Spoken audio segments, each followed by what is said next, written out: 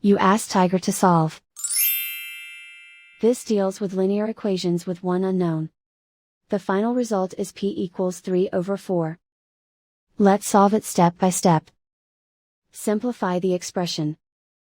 Find the greatest common factor of the numerator and denominator. Factor out and cancel the greatest common factor. Isolate the p. Multiply both sides by inverse fraction 9 over 8.